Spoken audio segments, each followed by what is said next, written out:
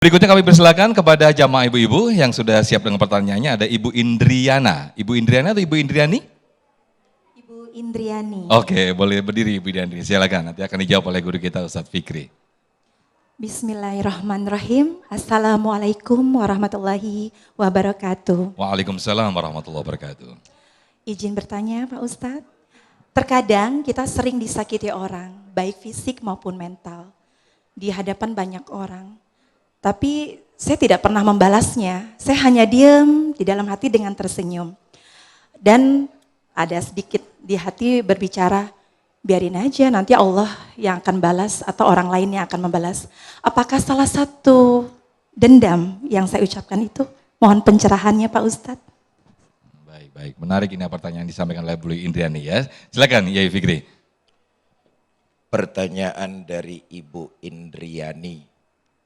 Pernah terluka karena disakiti entah lewat ucapan atau perbuatan. Diam saja.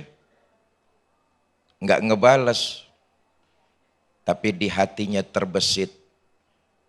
Mudah-mudahan ntar orang yang ngebales.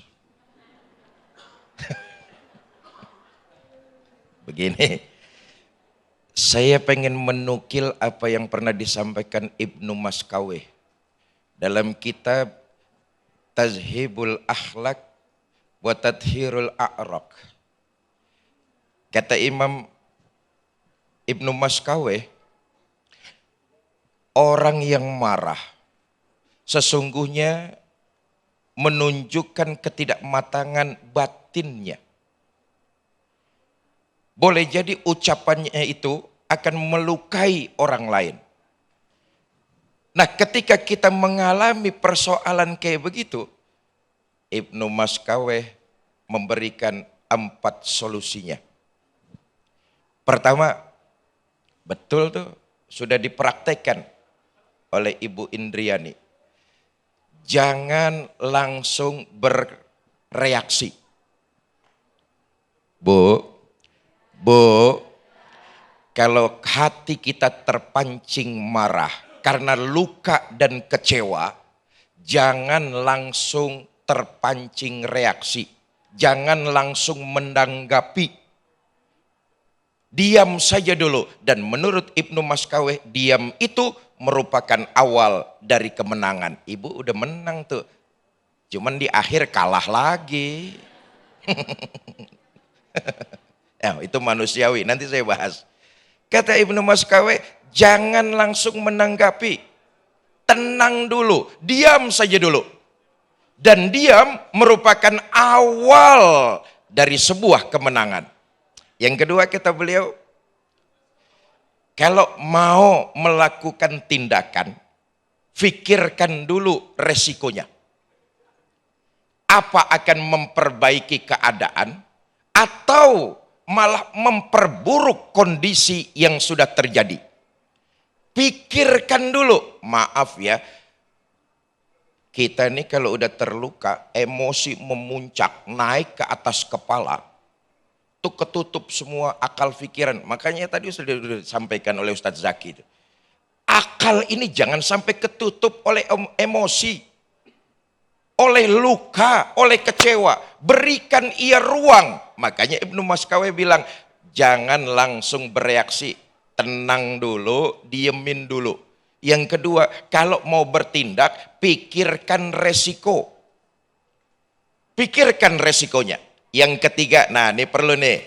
Yang ketiga, Bu Indriani dan para pemirsa, kalau ada orang yang melukai kita, saya yakin betul, menurut Ibnu Maskaweh, orang tersebut sedang tidak bahagia.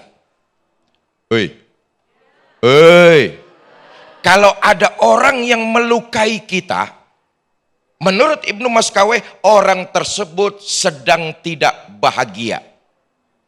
Kalau kita bisa melihat ke situ, maka di hati kita bukan kemarahan yang muncul, malah belas kasihan, rasa kasih sayang. Ketahuilah, marah itu bukan sebuah kehebatan, justru sebuah kelemahan. Apalagi kalau sampai berbuntut melukai perasaan hati orang lain. Kita melihatnya yang ketiga kata Ibnu Maskaweh ke arah itu. Orang itu sedang tidak bahagia. Makanya ia melukai siapapun termasuk diri kita. Yang keempat kata Ibnu Maskaweh. Doain. Bu Indriani, doain. Doa itu konotasinya positif apa negatif? Positif apa negatif? Positif. Mudah-mudahan Allah yang balas atau orang lain yang ngebalas. Itu konotasinya positif apa negatif? Doain apa nyumpain? Ustaz Jaki itu tadi tuh. Nyumpain. Nyumpain. Doakan dengan doa-doa yang terbaik. Kenapa? Begini. Saudara, kalau ada orang, Pak Waluyo juga nih. Kalau ada orang yang fitnah kita. Kalau ada orang yang ngomongin kita di belakang dengan sifat yang jelek-jelek. Apalagi sekarang ini kan eranya modern nih. Lewat medsos. Difitnah, digibah. Betul apa tidak? Enggak usah diladenin. Enggak usah diladenin. Tuh, Ustaz Jaki tadi udah bilang. Ke sorga itu berat. Kalau ringan, mesin cuci. Ya bener emang. Paling rendah penggilesan dah. Saudara, kapan lagi kita dapat pahala yang besar tanpa pelaksanaan ibadah? Apa itu? Dijelekin orang, difitnah orang, dibikin kecewa hati ini sama orang. Sakit memang, tapi imbalan dan balasannya luar biasa. Makanya ayat Asy-Syurah tadi yang saya bacakan tuh, balasan satu perbuatan adalah perbuatan yang setimpal. Tapi Allah nginginin kita orang-orang beriman ini untuk jadi manusia yang mulia, bukan manusia yang biasa. Manusia mulia, nih bedanya nih. Manusia biasa dia akan membalas satu perbuatan dengan perbuatan yang setimpal. Itu manusia biasa. Tapi manusia mulia dia mampu menahan dirinya padahal bisa untuk membalas perbuatan tersebut. Nih yang diinginkan oleh Al-Quran, yang diinginkan oleh Allah Subhanahu wa ta'ala.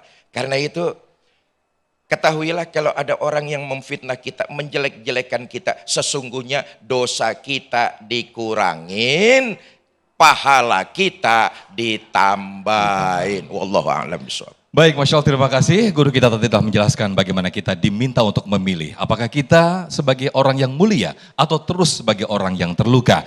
Tinggal itulah yang Anda bisa memilih jawabannya. Nah pemirsa, di segmen berikut guru-guru kita nanti akan kembali memberikan tausiah bagaimana sesungguhnya memilih berdamai atau terus terluka. Ustaz Zaki Mirza nanti akan menyampaikan. Tetaplah bersama kami dalam Damai Indonesiaku.